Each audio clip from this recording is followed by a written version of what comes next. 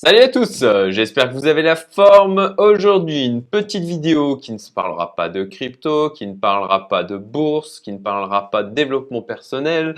Non, aujourd'hui, on parle de crowdlending et on parle plus spécifiquement de la plateforme Omunity, voilà, qui est affichée. Alors, hop, je réduis ma tête, qui est affichée derrière, où je vais vous faire un retour d'expérience sur le sujet. Ça fait 18 mois que je suis sur cette plateforme. J'ai mis 10 000 € en tout, donc ça fait 18 mois d'expérimentation de mon côté, avec différents projets sur lesquels j'ai investi, 9 en tout, très exactement, si je me souviens bien. Puisqu'il y a un projet sur lequel j'ai mis 2000 et puis sinon là, j'ai mis des petits tickets de 1 000 € par-ci par-là. Donc voilà, ça m'a permis de mieux appréhender la plateforme. J'aime bien, comme pour ceux qui me suivent depuis un moment, j'aime bien tester les trucs avec quelques milliers d'euros au début pour voir un peu ce que ça donne et afin plus tard de me décider pour savoir si j'y vais plus fortement ou pas. Alors parfois il y a des types d'investissements où on peut pas se permettre de faire mumus comme ça avec un peu d'argent. On est obligé de rentrer un peu plus massivement. Comme d'ailleurs c'est le cas avec The Investor, là j'ai fait un petit post où j'en parlais, j'y suis allé direct avec 50 000. Néanmoins j'ai quand même pendant 2 mois échangé avec l'équipe, regardé les performances, etc. J'y suis pas allé comme ça à l'aveuglette. Donc voilà, je me dis que ça peut être utile pour un certain nombre d'entre vous, puisque pour ma part, après le bull run, donc Omunity sera un de mes axes de diversification, puisqu'au final, ça permet en fait de prêter de l'argent et puis de gagner des intérêts dessus, ni plus ni moins. Donc, alors, qu'est-ce que c'est Omunity? Qu'est-ce que c'est Omunity? Voilà. Concrètement, vous prêtez de l'argent. Vous prêtez de l'argent, vous allez gagner des intérêts sur cet argent prêté pour des programmes immobiliers. Les durées sont de 6 à 30 mois. Alors là, si je vais aller voir Minity, si je vais directement sur voilà, le site, voilà, vous avez le site. Alors maintenant, moi, j'ai juste testé la partie crowdfunding immobilier, crowdlending, crowdfunding. Pour moi, c'est plus du crowdlending vu que vous prêtez de l'argent. Mais du coup, vous avez aussi maintenant SCPI et immobilier neuf. Je dois avouer que sur ces parties-là, je ne me suis pas penché dessus. Je me suis concentré sur cette partie-là que j'ai expérimentée et c'est sur celle-ci que je vais vous faire un retour d'expérience. Donc là, ils disent 12 à 24 mois. Au final, moi, de mon expérimentation, ça a été plutôt de 6 à 30 mois, puisque j'ai eu des trucs qui étaient juste sur 6 mois. Voilà. Taux de rendement, concrètement, là aussi, entre 8 et 12%. Alors, je vais plutôt sur les projets où c'est du 10%.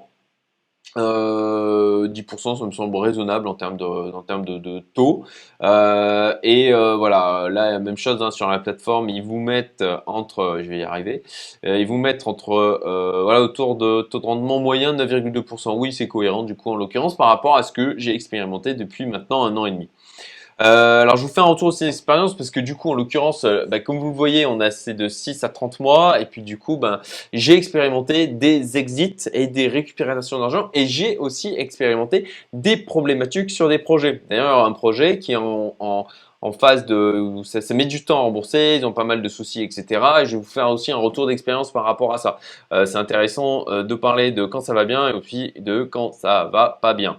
Ticket minimum, c'est assez faible, toujours c'est relatif, c'est pour ça que je le mets entre guillemets. 1 000 € de ticket minimum pour entrer sur un projet. Donc ça permet quand même, quand on a un certain capital, un certain patrimoine, de pouvoir faire une diversification. Après, vous le savez, sur ma chaîne, j'ai tendance plutôt à m'adresser à des gens qui ont un minimum de patrimoine, qui tournent à un minima sur des centaines de milliers d'euros en termes de patrimoine. Et je suis désolé, je m'adresse moins aux gens qui veulent rentrer avec quelques centaines d'euros. Sélection de projets sérieux avec des partenaires éprouvés.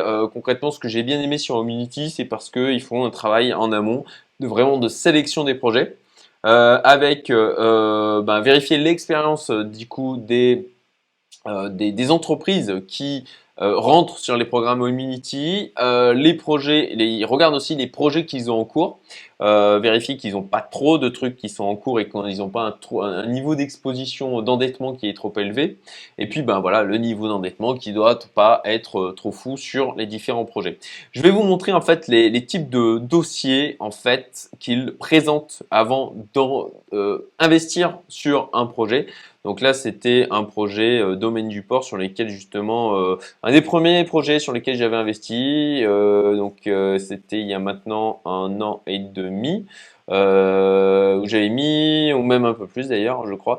J'ai mis 2 000 €, voilà, sur lequel, sauf erreur, je vais aller vous montrer après l'interface, hein, mais sur lequel, si je me souviens bien, j'ai eu le remboursement.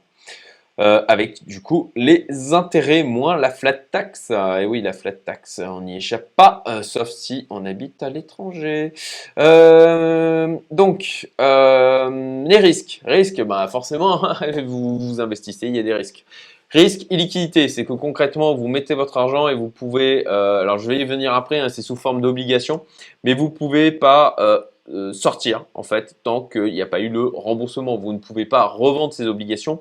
Donc, ben, si vous rentrez et que bon ben c'est dans 1 an le remboursement, eh ben vous ne pourrez pas avant 1 an récupérer votre argent. Il faut attendre le remboursement. Et là-dessus, il y a une clause aussi de modularité où en fait le société qui emprunte l'argent via Homunity a la possibilité de proroger, de repousser de 6 mois ou de rembourser 6 mois avant aussi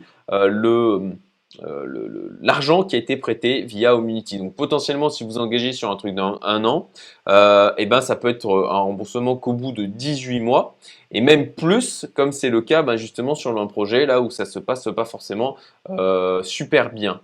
Après, je suis pas inquiet sur la récupération de mon argent, hein. Je sais que ça va, enfin je pense vraiment que ça va, en tout cas j'ai la croyance que ça va aller au bout d'après ce que je vois.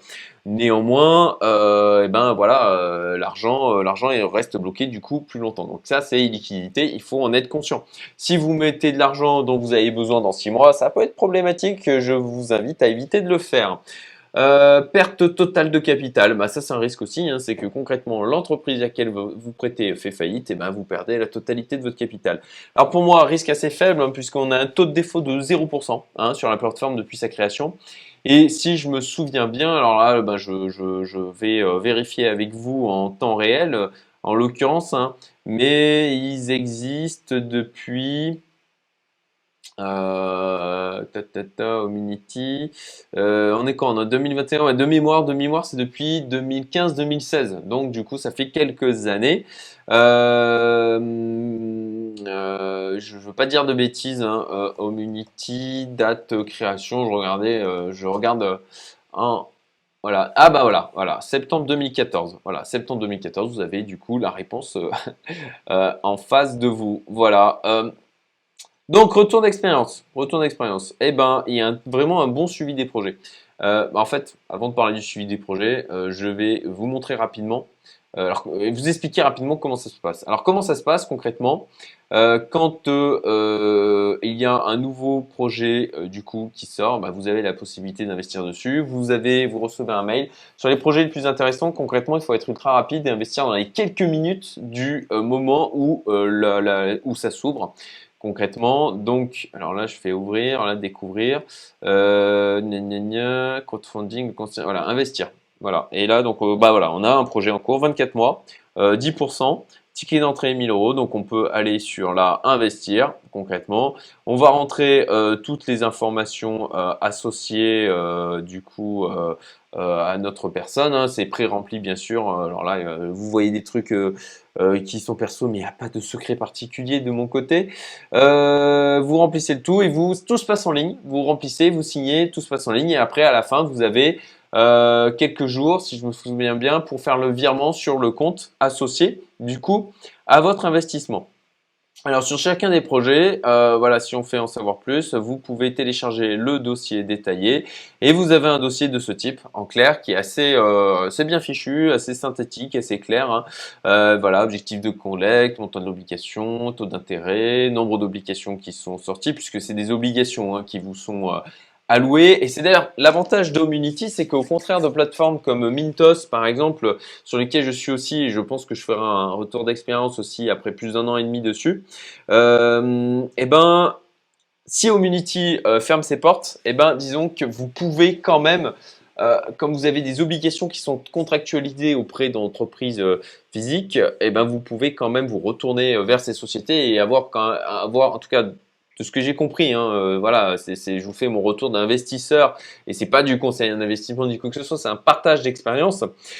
Du coup, de ce que j'ai appréhendé, et bien sûr, je n'ai pas expérimenté le cas où Omnity ferait faillite et puis Omnity fermerait, mais du coup, de ce que j'ai compris de mes lectures, c'est que si Omnity ferme, eh ben, on n'a pas nos obligations qui disparaissent et on peut quand même continuer à s'adresser directement aux sociétés qui ont émis ces obligations de manière à pouvoir, à un moment donné, récupérer notre argent. Voilà.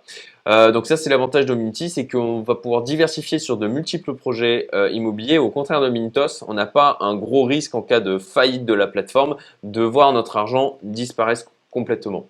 Mintos ou autre, hein, d'ailleurs, vous en avez d'autres de ce type en mode crowdlending. Donc voilà, vous avez un petit rappel, un placement, blablabla, le marché, la concurrence, il vous expose, le projet en lui-même, ce qui va être mis en place, etc.